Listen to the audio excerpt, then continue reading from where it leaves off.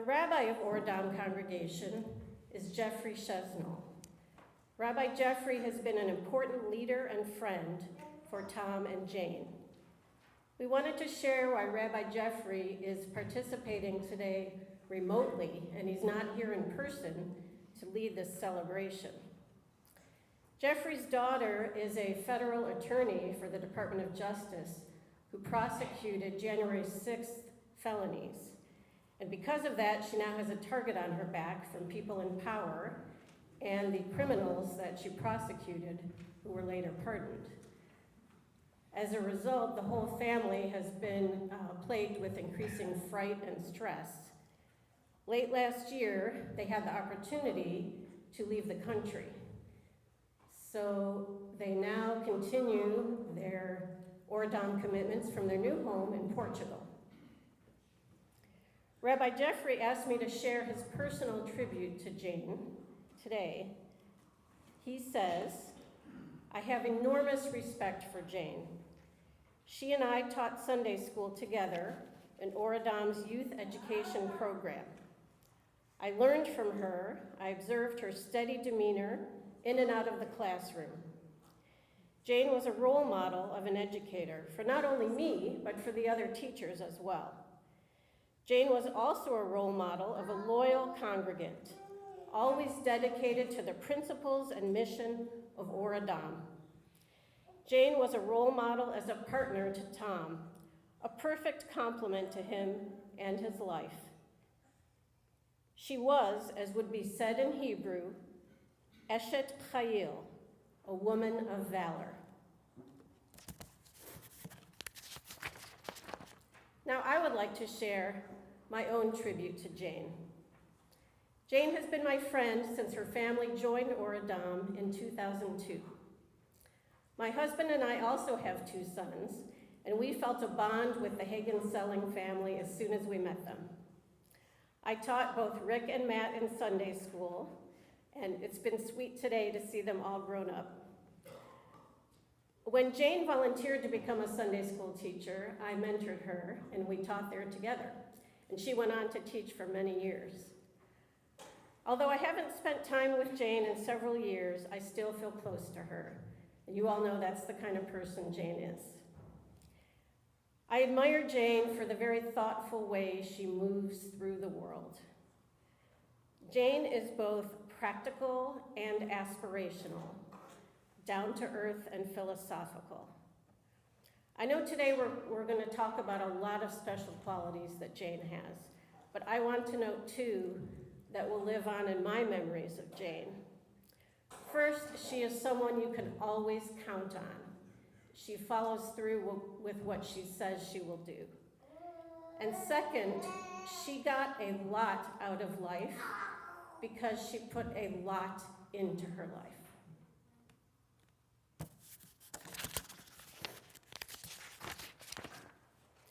Now I'd like to invite Jane's nephews, Mark and Jonathan, to read.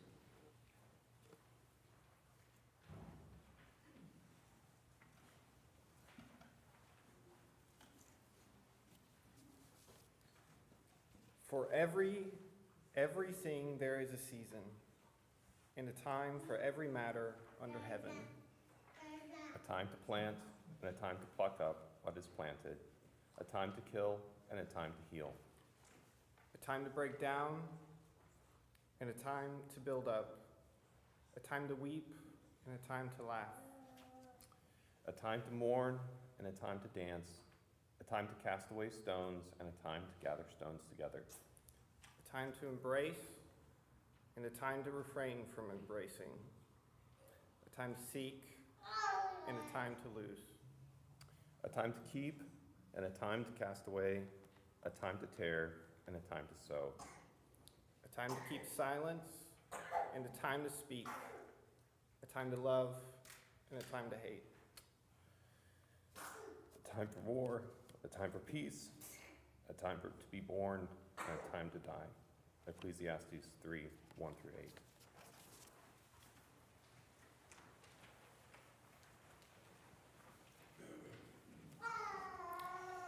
And now I'd like to invite Jane's niece, Jill Buckner, for the next reading.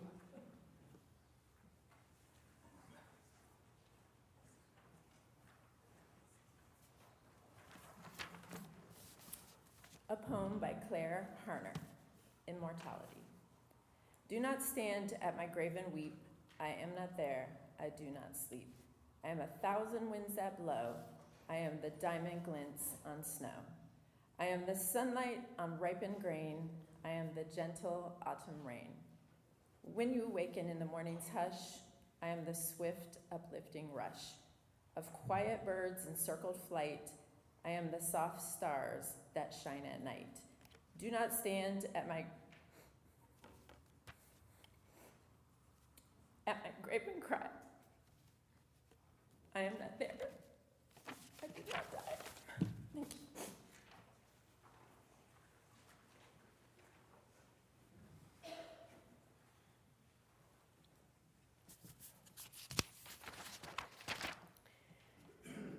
And now some of the people who know Jane best will share their tributes and memories.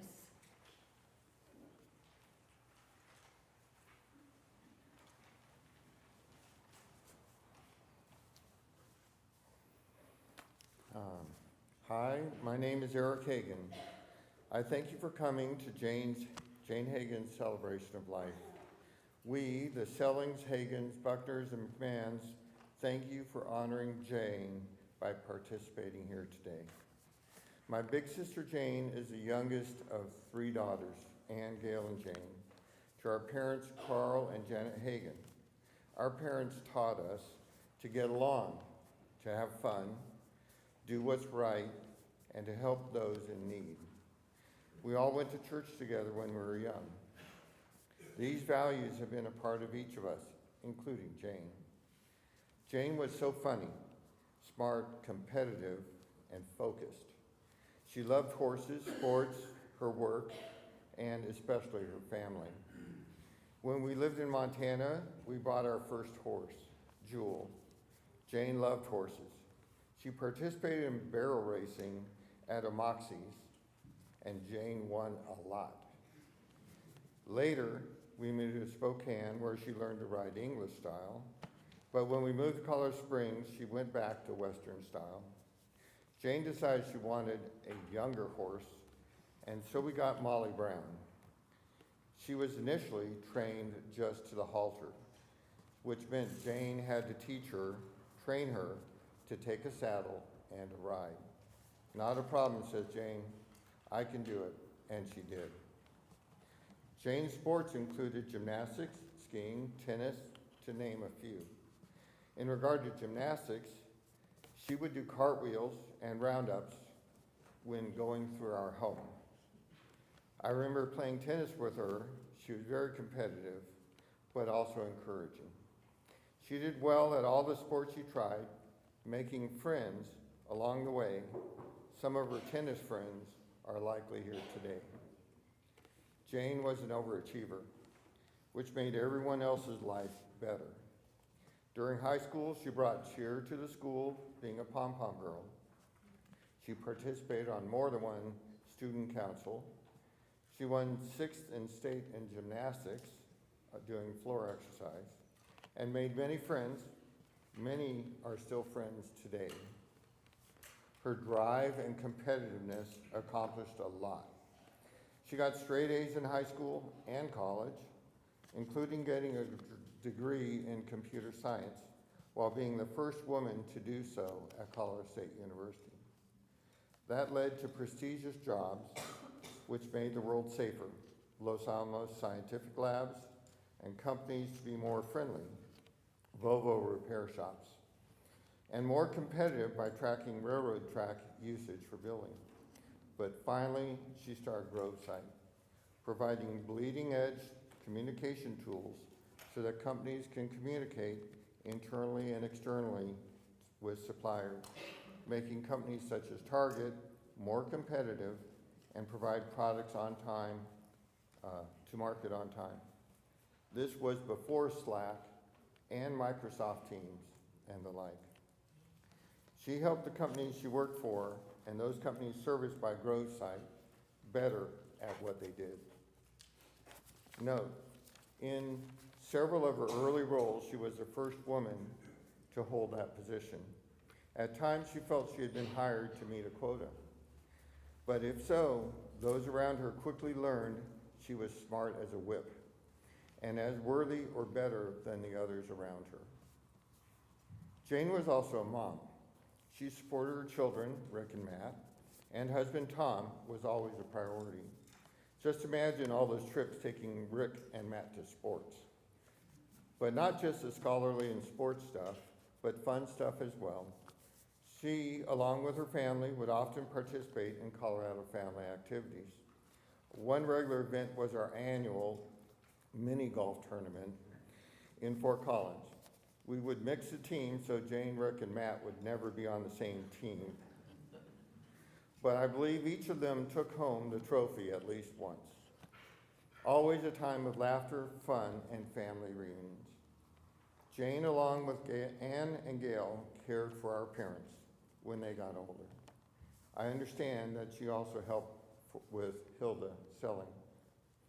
While she was in Fort Collins, Ann and Gail would help care for Jane. This care included classes in neuropong, moving through Parkinson's, big and loud, golf lessons, and more. Not surprisingly, everyone she met loved Jane. Many of her friends from those classes have asked about how Jane is doing. Jane was friends with whoever she met, not just family. This has been true throughout her life. Being the younger brother, Jane left some big shoes to follow after. I hope to be as helpful and friendly as she was. I hope and pray that Jane is in the presence of Jesus now, no longer in pain, with a clear mind, doing cartwheels and riding horses.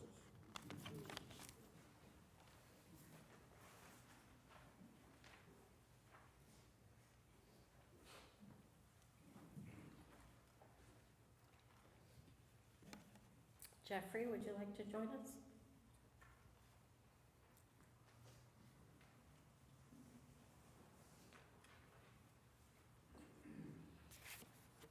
Good morning, everyone. My name is Jeffrey Jones, Jeffrey with an I-E at the end. And I am a fellow classmate of Jane's from Tuck. And we actually met in 1979 when we started at Tuck. And Tuck at that time, that's the business school at Dartmouth, only had 120 people in the class, and only 20 were women.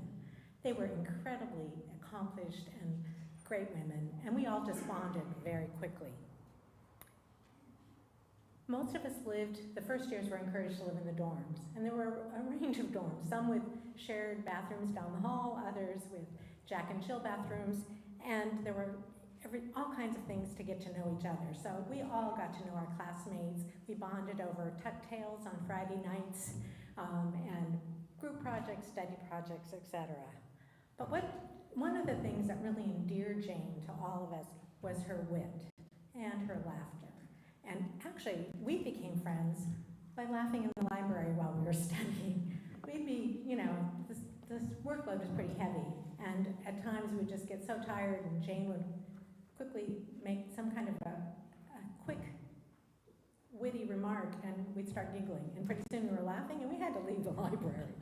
So we'd leave the library and take a break, and that continued for a few months. So it was just we just bonded, and we became fast friends.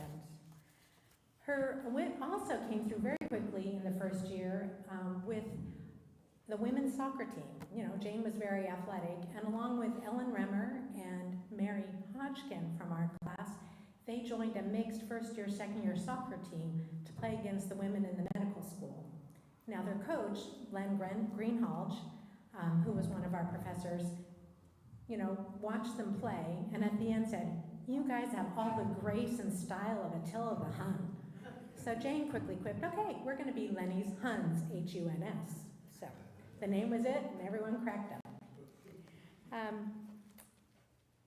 The other thing, and probably one of the most important things about her, is she was very calm and confident.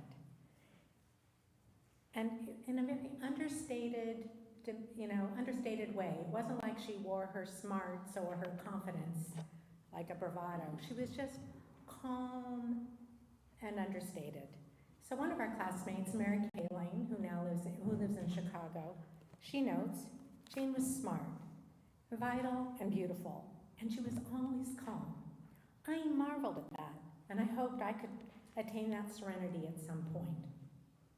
When I sum it up all, Jane was a lovely, lovely person. That's from Mary Kaling. And then Ellen Rimmer really captures it.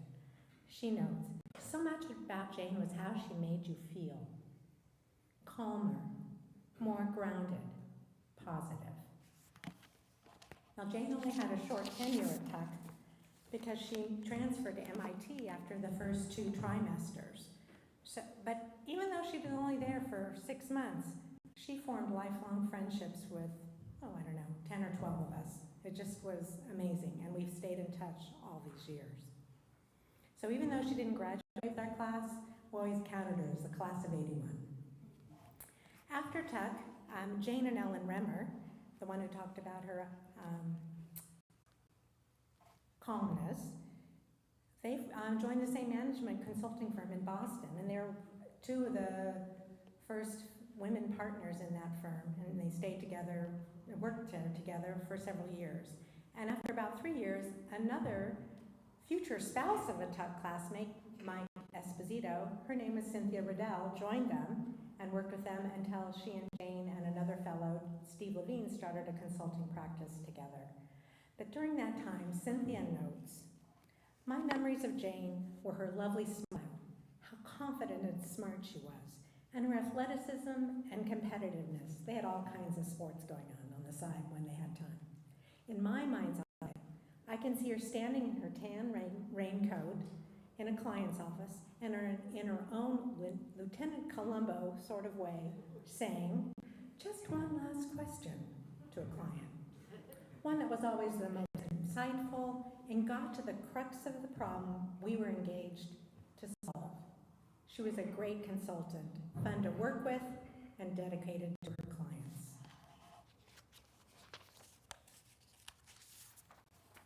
Okay, as Tuck classmates, we all worked hard for many, many years, but we found great ways to take vacations together, and they started very quickly after Tuck. Just a year after graduating, 16 of us rafted down the Green River in Utah after landing on the cliffs above the river in Bush Plains. And it was on the edge of a storm, so we actually had to circle several times before landing because there were dangers of wind shear. We hiked down to the bottom of the river, or to the river, and got our briefing on what was going to happen for the week and started putting up our tents. Well, boom, the rainstorm hit, the windstorm hit, and all our tents are blowing down the banks of the river. So all of us are madly scrambling. Jane and I were sharing a tent, so we're something like that. We got there, and we got it back and got it set up. Now, this rafting trip was different because we each had to row our own raft. They were hard-sided, like plastic dinghies almost, but they were rafts. And we had to tie in our own gear in a dry bag and keep it safe. Well, that was a little hard for one of our classmates, actually the husband of Ellen Rimmer. He flipped so many times that he lost almost the entire contents of his dry bag. By the end of the week, he was wearing clothes from everybody else. He was a sight to see. We called him industrial chic. I mean, it was crazy. Women's this, men's that. It was very funny. Then in late 1986, Jane and Tom met, and I was working at that time in France for 3 years in Nantes. So Tom was teaching at Tuck. He had joined after we graduated. We never crossed paths with him until actually he and Jane met. And Jane was working in Boston. So the following April, after they had met, Jane and Tom called. Now that was, call to France at the time. There were no cell phones. So, if you're getting a call from a friend on the phone at home, you're thinking, oh, something's important. Well, they called to tell me that they were getting married. They were engaged, and I replied, there is no way you can get married until I give my okay, Tom. And they said, okay, well then you're on. You got to go on a bike trip with us. So I said, okay, I'll do it. And I joined a group of Tuck classmates. The day that I moved out of my apartment to move back to the U.S., I joined them in Paris, and I met Tom and Jane, and Ellen and Chris, and Mary Hodgkin and Tom, and Mary Kaling, and several others for a biking trip through Alsace. I was the last to finish every day. I walked up so many hills I couldn't count them, because I had not trained at all for this trip. Meanwhile, Jane and Tom just chugging up and down all those hills.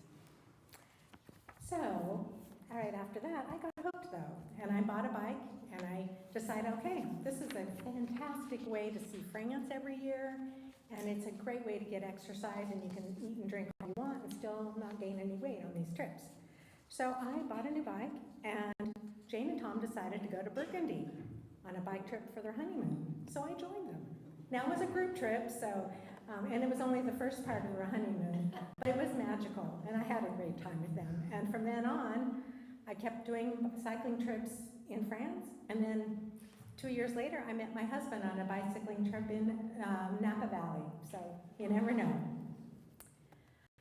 Well, as many of you know, Jane and Tom got married in Boston in February 1988. And our classmate, Tom Dunn, who was on most of those Tuck trips, shares his impressions. We were in Faneuil Hall. It was early evening, dark outside, everyone seated. The hall was lit by candles, a golden glow was everywhere, and many of you were there, so you remember that moment. In the front of the space was the officiant and a big lump of a guy, dressed nicely and sweating slightly. Music started, and we all stood up and looked to the back for the bride. In walks Jane with her wonderful smile and angelic golden glow, truly glorious. Peeking back at Tom, I could see the smile of a slightly nervous guy who knows he is very lucky. Those of us who knew Jane, those of us who knew Jane, her grace, her beauty, her smarts, also knew Tom was very lucky. Our interactions through the years suggest they both were very lucky to have found each other.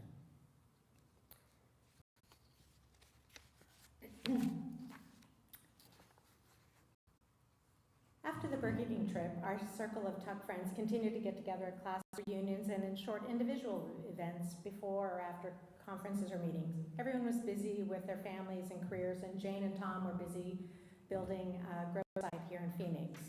Then in 2010, 7 of us, including Jane, got together for a long weekend in Maine and came up with the idea of going on another bike trip. So out of that weekend, and they actually assigned my husband, the non-Tucky, to come up with the options to choose from. Took several months, but we got to a great decision. Out of that came the Prague to Vienna bike trip in September 2011 for about 12 of us. Tom brought his own folding recumbent bike. I mean, it was amazing. And what a fabulous time we all had, connecting and catching up on each other's lives. And Janet and Malcolm Person, who also lived here in Phoenix for several years, also joined us. Malcolm was a Tuck in our class, and Janet was his spouse, and it was great for me to get to know her because I hadn't really gotten to know her during Tuck. Probably one of the best traits, how generous and inclusive Jane was. When Janet and Malcolm first moved to Phoenix from the East Coast, Janet recalls, we put our daughters into the Phoenix Country Day School, and to my surprise, I got a phone call from Jane. She had noticed our names in the directory and invited us to get together. Her son Matt and our daughter Mackenzie were in the same classroom. Not only that, but she and her family lived only 4 miles away from us, and she was a tennis player, which Janet loves too. She encouraged us to join the village, for exercise and tennis, and soon after that organized a Sunday game for myself and 2 other women. Jane was always organizing activities to bring people together. So again, that generosity, that inclusiveness of always bringing others into the circle. Ellen Remmer shares another moment which truly epitomizes Jane. I remember when I had a business trip out to Denver. Jane insisted I go spend the weekend with her parents in Breckenridge and ski with her mother. Jane was not there, just me. And of course, that's where I learned where Jane got her incredible outlook on life, her generosity, her graciousness, her athleticism, and her feistiness. In closing, my Tuck classmates and I all feel very fortunate to have had Jane in our lives. Calm and positive outlook, quick wit, her smarts, her competitiveness, and her generosity enriched all of our lives. We will cherish her and our memories together forever.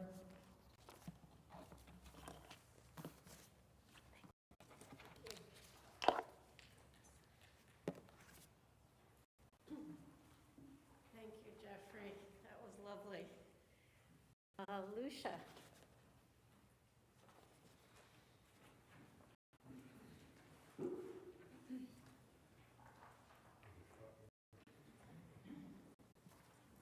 Wow, there's a lot of people here.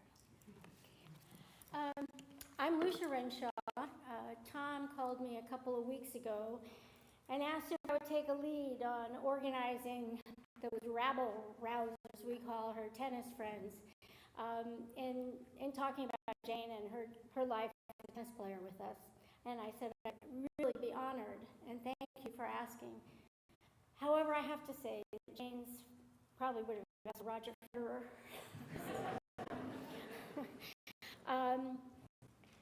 The other thing I have to say is that, a little bit of a disclaimer, Jane and I were part of a Monday night tennis group of 4 or 6 people, women, who played every night tennis Monday night for 11 years. And we ended with glass of wine.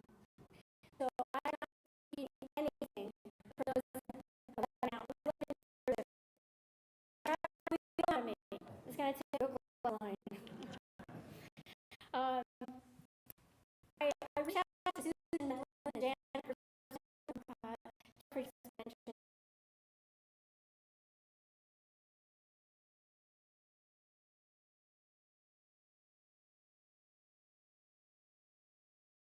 They handle themselves on the court.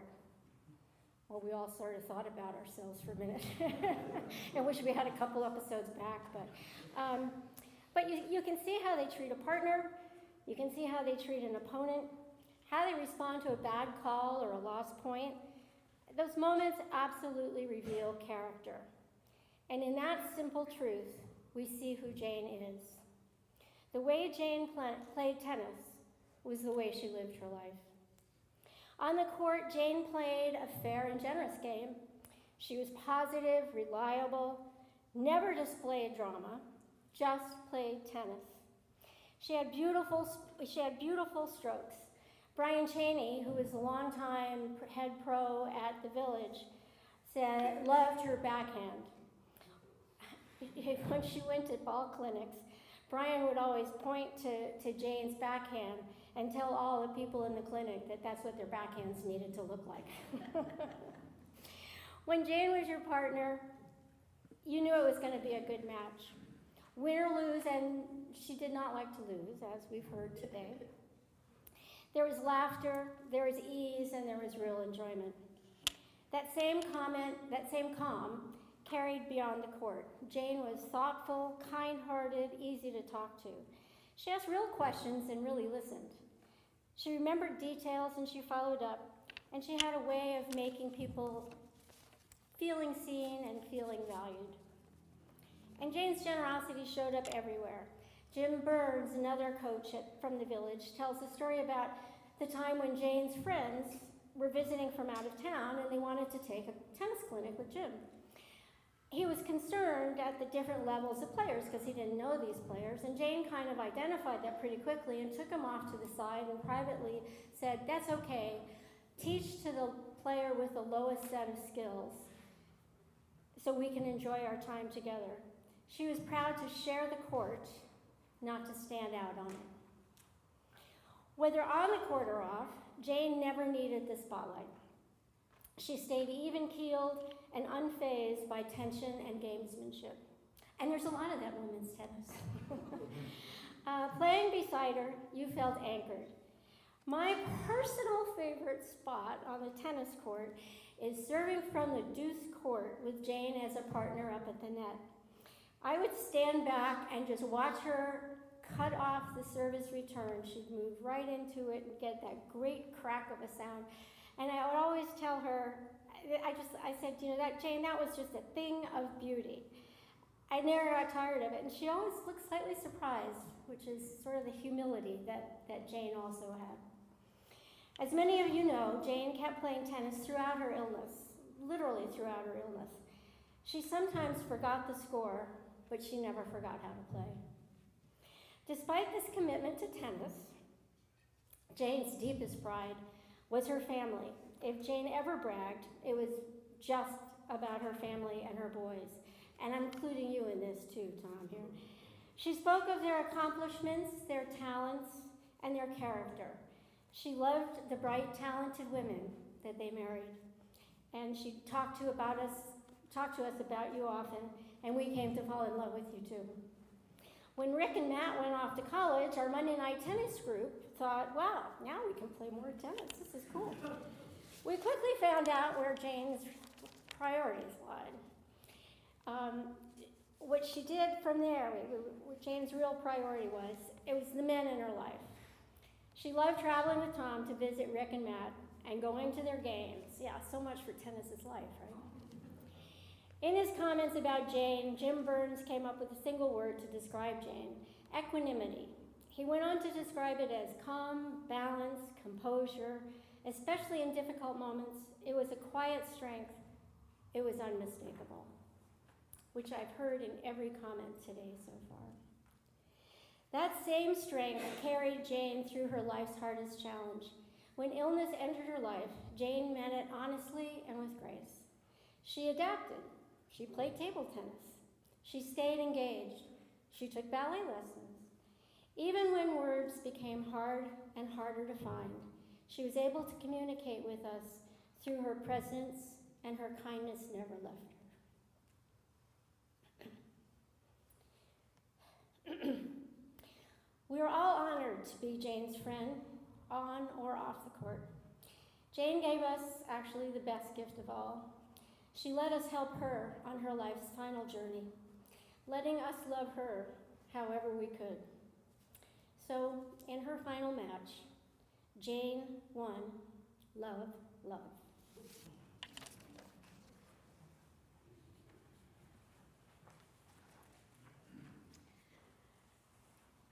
Lucia, that was a great tennis lesson. Thank you.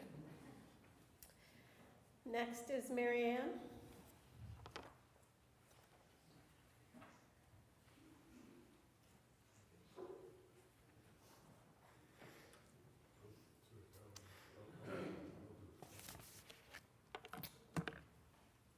Good morning. My name is Marianne Bayless Moore. This is hard. I first met Jane in 1966. We were 8th graders at Washington Irving High School in Colorado Springs. Jane and I both grew up in military families, moving every few years. We both were lucky to have wonderful parents who emphasized you can always keep friends you've made, but here's an opportunity to make new ones. Both Jane and I stayed in Colorado Springs through junior high and high school. Thus began our 60-year friendship that spanned our school years, work years, and into our retirement years. Those gathered here today know Jane's unique personality. She had that golden combination. She was the smartest woman I knew, one of the quietly toughest ones I knew, one of the prettiest, but above all, she had one of the kindest hearts. And everyone sitting here today and watching on the live stream, this is harder than you think, guys. She was a friend for a long time. Special relationship with her, and no doubt loved her, and I know she loved you. In our 60-year-long friendship, one memory sticks out. I was going to her house on Pronghorn Lane to hang out. Nothing special, just being together. I was 16 years old, driving to her house, and here she came, riding her horse, Jewel. You know when you have a moment in your life when a visual remains with you forever? This is one for me, Jane riding that horse in the countryside. So young, so beautiful, so full of life, and she was my best friend. We then went to her house where we sat in her bedroom, no doubt mostly talking about boys. And I'll never forget, she had a poster of Mick Jagger on her wall. Mind you, most of us were much safer Beatles fans, but here was Mick Jagger. She was cool and a little bit of a renegade, one with poise, beauty, and kindness. But make no mistake, she knew her own mind. Another story stays with me from high school. Jane was a real superstar. Homecoming queen, pom-pom girl, National Honor Society, gymnastics team, and ski team, there was nothing she couldn't do. And she did it all with her trademark grace and poise. We were at a pep rally in the gym, and the cheerleaders and pom-pom girls were doing routines and energizing the crowd for an upcoming game. We went to a huge regional high school, Billy Mitchell, with just under 900 in our class alone, another marker of how exceptional Jane's success was in such a big pool. Speaking of Billy Mitchell, sitting here today are some of her dear classmates, Patricia Brunson, Patty Tarbett, Steve Campbell, and I know others are watching on the live stream. Jane has real staying power. Back to the pep rally. One of the male cheerleaders saw a chance to have fun with the crowd and decided to juggle 3 tomatoes in the middle of the gym floor. One by one, he let them drop to the floor and then proceeded to stomp on each one of them, leaving a huge mess in the middle of the gym. Our young principal overreacted to the situation and caused an incredibly embarrassing scene in front of the entire school. The cheerleader bent down to clean up the mess, and we all stood there dumbstruck. The assembly was called to an end, and Jane, kind heart that she was, went right over to help him clean up the mess, and then asked him if he was free to join some of us going out for ice cream. Who does this? I mean, really, who has the presence of mind at 17 or at any age to be that compassionate and reach out to help someone in pain? As you all know, Jane went on and had an illustrious career at CSU, one of the first women, perhaps the first woman, to graduate with a computer science degree, which she immediately put to use by working at the labs in Los Alamos. You've heard about her attending Tuck for a year before moving to Boston, where she finished her MBA at MIT, and so began another chapter in her career at Temple, Barker, and Sloan, becoming one of the youngest women ever, one of the only women ever at that point in time in senior management. She met Tom in 1986 and brought him to Summit, New Jersey to meet my husband Craig and me, and we knew they were meant to be together. 2 brilliant people that respected each other, shared the same values, and were deeply in love. When we had our first child, Jane was one of my first friends to come visit. I have a beautiful picture of her holding our son John almost 40 years ago in a flannel nightgown and a rocking chair in the nursery. We still had that bright pink stuffed animal that she brought as a baby gift. In 1988, Tom and Jane married in Boston and became lifelong partners. They started Groveside together with a mutual friend, Joe McVicker, and Jane captained that enterprise with Tom at her side for over 3 decades. But of course, their crowning achievement was Rick and Matt, their 2 handsome and accomplished sons. What a beautiful family. Jane was surrounded by people who loved her from the beginning of her life to the end of her life, and she surrounded them, family and friends, with her boundless love. I recently came across a passage I wanted to conclude with from a novel by Jonas Kamiri. It's from a daughter's words that she spoke at her mother's funeral. When we worried about death, my mother said that the most important law of thermodynamics states that energy cannot be destroyed. It can only change form. And thus death does not mean death.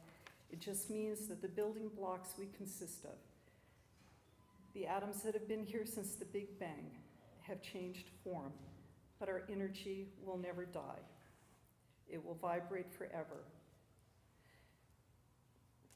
Just like our mom's energy will survive, since all of her energy, every single vibration, lives on in our memories, and our eyes, and our bodies. She will continue to exist.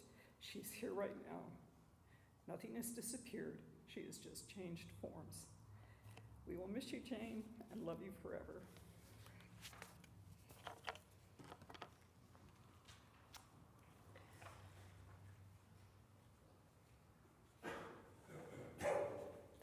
those thoughts. Really appreciate that. Now, Rick and Matt.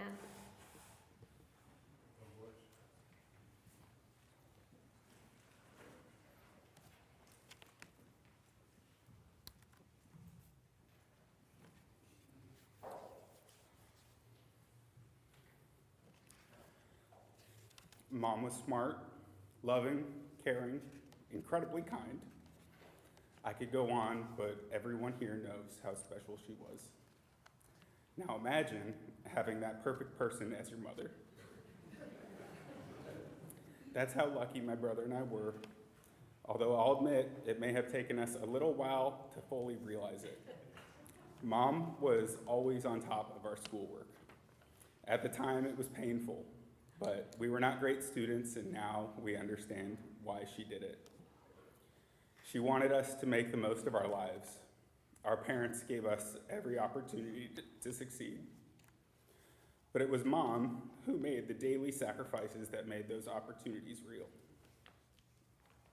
She was our alarm clock every morning. Before we were even out of bed, she'd ask what we wanted for breakfast, and then she'd make it. Waffles with peanut butter was the usual.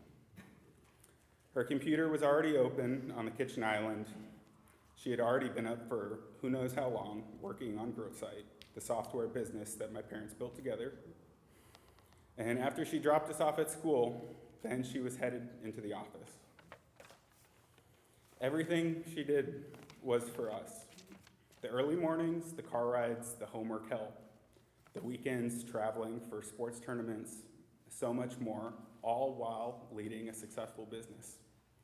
And when we were younger, my brother and I probably thought, don't all moms do that? No. A few stories that captured who she was as a mom to us. She had an amazing sense of humor. As a family, we would laugh about Mom's favorite jokes for years. One time when Matt and I were young, we were running errands with her at Fashion Square Mall. I opened up a fortune cookie that said, "Your mother has magical powers." A Panda Express fortune cookie that usually says, you know, your friends appreciate you, your next career change will be great, but we got, your mother has magical powers. She lost it, she laughed so hard, she snatched it from us and put it in her brown purse, and it was in that purse for over a decade at least. On Mom's 50th birthday, one of our gifts was professionally framing that so that she could have it on her desk, and she kept it on her desk to remind herself that she indeed had magical powers.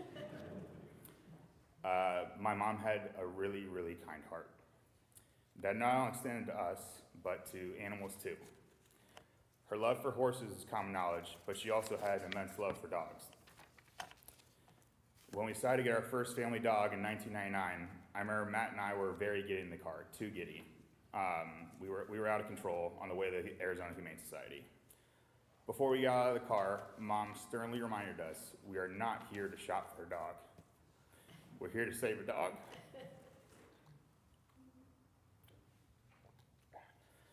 Lo and behold, there's a scared lab mix who watched from far, clearly had a history of abuse, and we found out it was his first day in the pound. That was the dog we needed to save.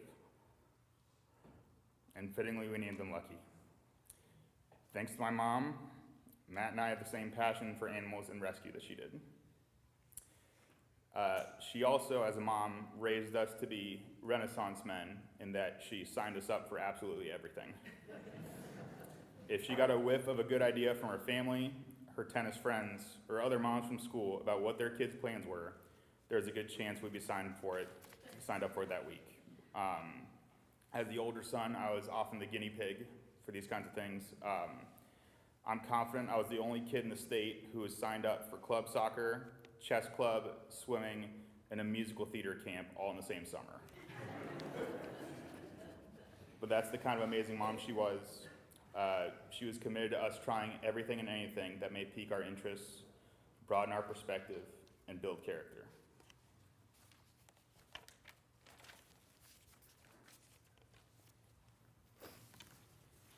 So Mom, thank you for everything. Thank you for showing us your dedication and leadership at GrowthSite, And thank you for the many sacrifices that we didn't see at the time.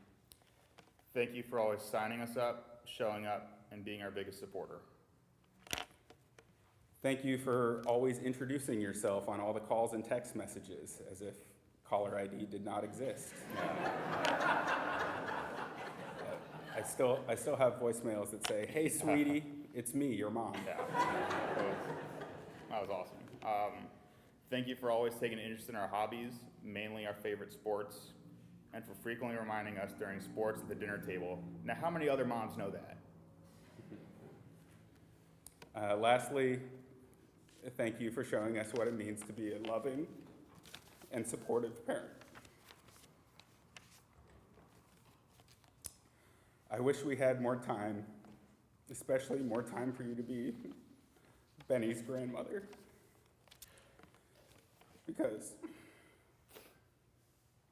I know how deeply you love that role and how lucky he would be to have experienced more of you.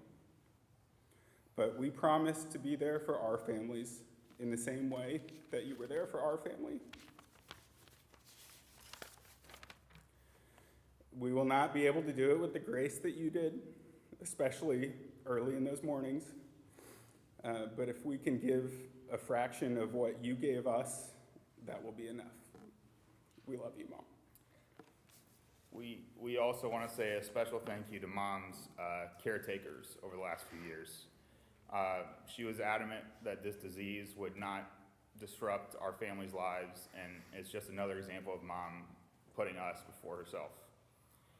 But that would not have been possible without the extraordinary care, support from her close family, her many friends, and her caretakers. We are forever grateful to you. So, thank you.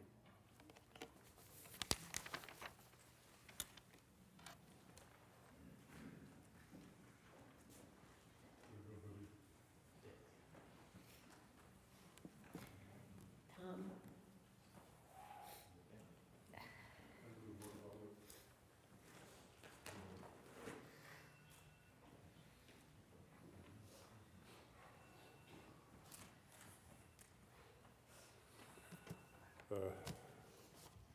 You may wonder how I'm going to be able to do this. I'm not sure I can. If I can't read this, my nephew's here, and he's the only one tall enough to be able to do it.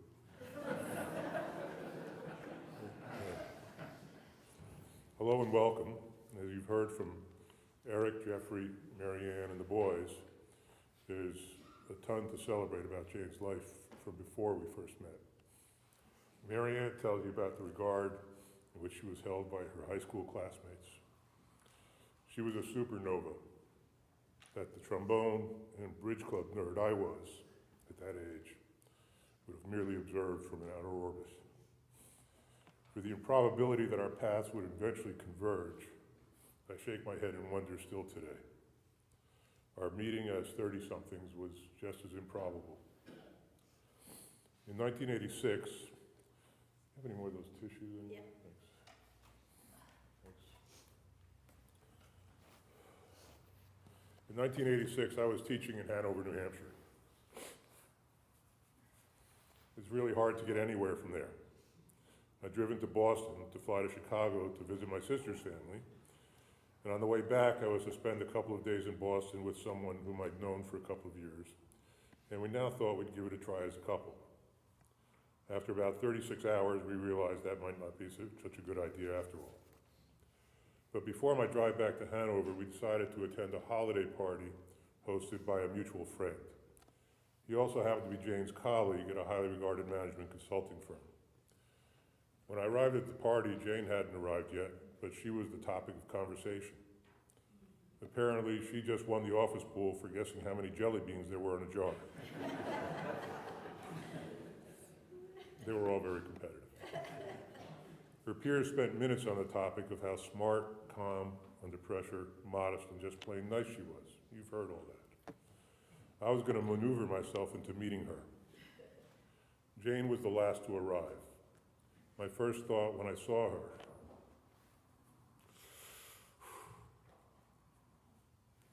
was that her friends omitted the part about how pretty she was. I followed her to the kitchen, where she took the last beer from the fridge. I took my best shot with a joke about that last beer, and it worked. She, still being the nerd I was in high school, I asked about her job as a management and information systems consultant. We talked about her latest client, the large international corporation. I made some ignorant comments about that, but learned along the way that she still played tennis, had series tickets to the Boston Symphony, ballet, and even the Celtics. Wow. Our first date didn't happen until I had business in Boston a few weeks later. Tennis, followed by lunch, followed in the parking lot.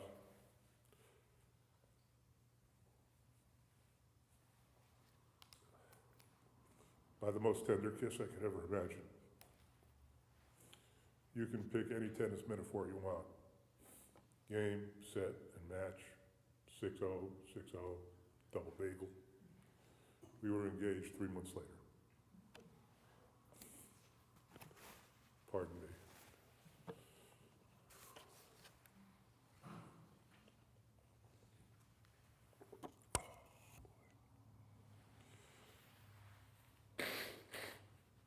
Knowing Ricky's going to take bets about whether the water is going to spill.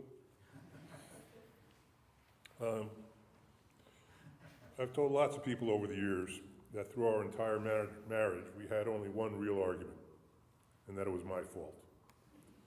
But the time from engagement to marriage did have one bump. Hardly anyone knows the story. The boys didn't know about it until Jane helped Rick drive his car home from Ohio State. The way that Rick told it to me, which is probably a more accurate version since it came from Jane, is that we got to a point where we thought we should have some counseling. Jane, in her typical way, I should add, prepared a list of items for discussion. But as soon as we sat down, she started sobbing, and she couldn't stop. I really wanted her to say first what was on her mind, but I couldn't help myself from blurting out, and this is my best imitation of Rick imitating me. I'm afraid that Jane will want to raise our children in the religion of her family. Jane immediately stopped crying. I never said that. That was my fault too, an unforced error. The reason I'm telling you this story is that her crying was the first moment I allowed myself to believe that this exceptional human loved me.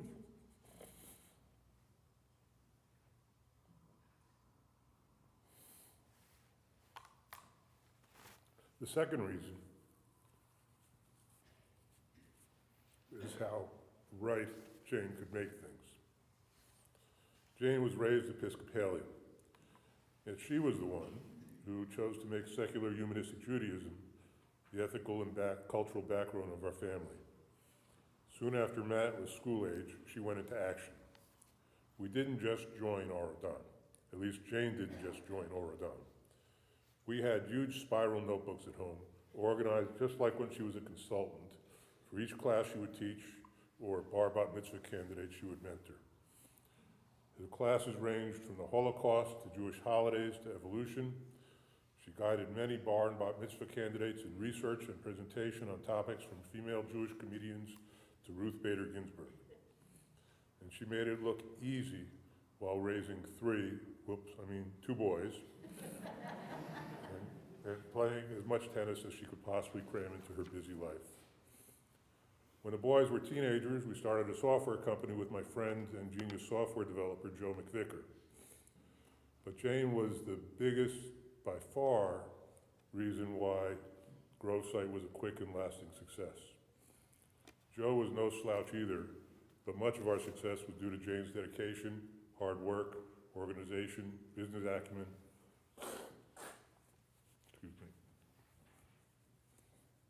and most important, her personality. Jane created enduring relations with household names like Target Stores, Office Max, Petco, Joann Fabrics, Ace Hardware, and others I've since forgotten. Our successor at Growth Site tells me that her goodwill lives on with many of those clients she brought on. As to two of those three boys, they were the apple of her eye, and no doubt that just being with them and doing for them gave her and me the greatest fulfillment.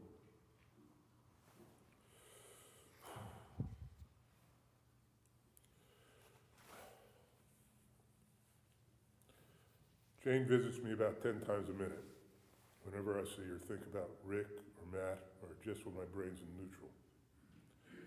With time, I hope and expect those visits from her will only be to warm my heart, calm my mind, and edit my documents. I'm going to conclude by reciting a humanistic version of the mourner's Kaddish. Saying Kaddish is the climax of a religious Jewish funeral service. I recited the traditional Hebrew version for my parents. It was very meaningful for me to have done so, even though I never paid much attention to the English translation until recently. My original plan was to recite the Kaddish that I used for my parents.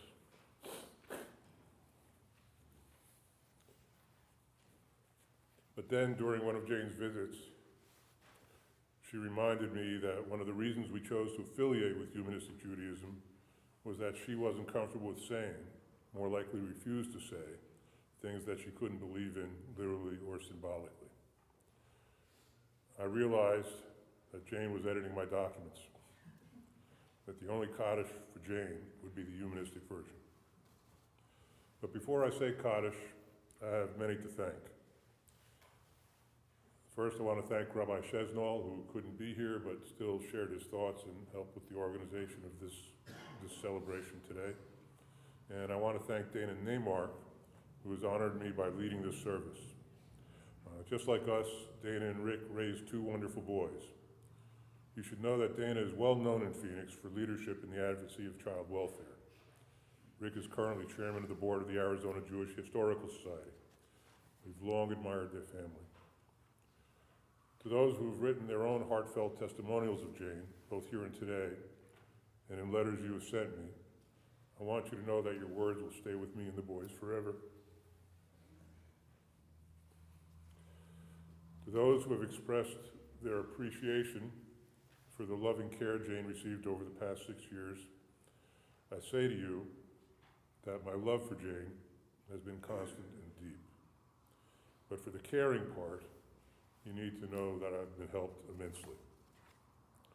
Thanks to Sally Gustin, who came from Colorado to be here today, for her loving care and companionship during the times we spent in Fort Collins. Thanks to Marta Perez and Mary Grace for help during these last, by far most difficult months. It wasn't easy for anyone. Their hard work, competence, constancy, and true love for our family will never be forgotten. I want to thank my sister Barbara.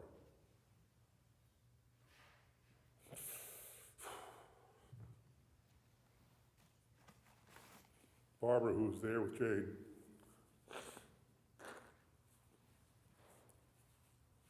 during so much of her journey with Parkinson's dementia. Without meaning any disrespect to Jane's natural siblings, Barbara and Jane loved each other like sisters.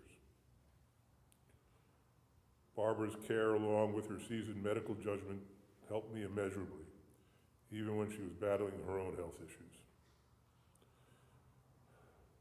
Every brother should be lucky enough to have a sister like her. To everyone here in person and over the internet, thanks for celebrating Jane's extraordinary life with us and for comforting the boys, and I truly mean that, and for me during this emotional time. I'll recite the mourner's Kaddish in Hebrew. That'll be fun. And then I'd like to ask you all to recite the English version together with me. Yisgadal v'yiskadash shlama bialma. Nivra shlama birchutanu v'nemlich malchute v'chayachon uv'mechon d'chol beit Yisrael ba'agala v'zman kari v'imru shalom. Yehi shlama rabba v'arech le'olam olmaya u'almei almaya Yisbarach v'yishtabach v'yisparor v'yisraman v'yisnaseh V'yishadeh lar v'yishalel B'Halal, Shlama, B'Alma, B'Richu. Leila min kol birchata, Yeshirata, Tushbechata, V'nechimata, Dabiran, B'Alma, V'Yirmu Shalom. Yesh Shlama Rava, V'chayim Aleinu, V'Al Kol Yisrael, V'Yirmu Shalom. Naaseh Shalom, B'Olam, Aleinu, V'Al Kol Yisrael, V'Yirmu Shalom. Now I'd like you to recite the English version with me. May peace in the world be increased and protected as holy. Let us create a peaceful world, and let us establish that peace now and lasting into the future. May peace come to bless our lives. May you always continue to honor peace in the world, even though no praise can equal the importance of its reality. May peace and life prevail for us and for all Israel. Let us work to create peace here on earth for all peoples, and let us say Shalom.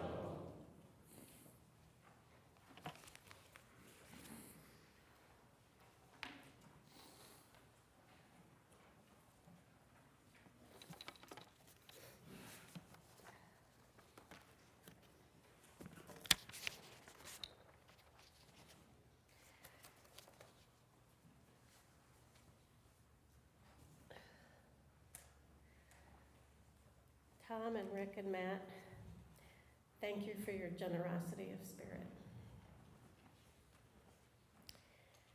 May the memory of Jane Hagen, whom we loved in life and still love in death, continue to bless our thoughts and our actions.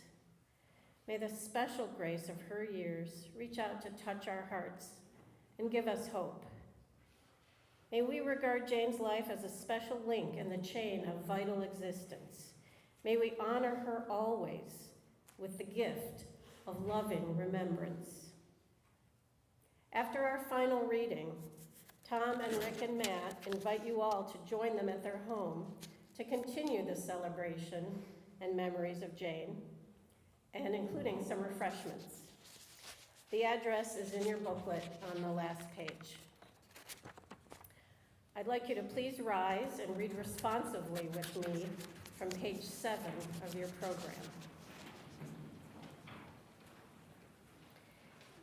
In the rising of the sun and in its going down, we will remember Jane Hagen. In the blowing of the wind and the chill of winter, we will remember her. In opening of buds and in the rebirth of spring, we will remember her. In the blueness of the sky and in the warmth of summer, we will remember her. In the rustling of leaves and in the beauty of autumn, we will remember her. In the beginning of the year and when it ends, we will remember her. When we are weary and in need of strength, we will remember her. When we are lost and sick at heart, we will remember her. When we have joys we yearn to share, we will remember her. So long as we live, she too will live, for she is now a part of us and our memories forever. We will remember Jane. Carrying Jane in our hearts, let us now proceed from this place in comfort and peace, assured that even in this time of loss and sorrow, life remains precious and good. Thank you for joining us today.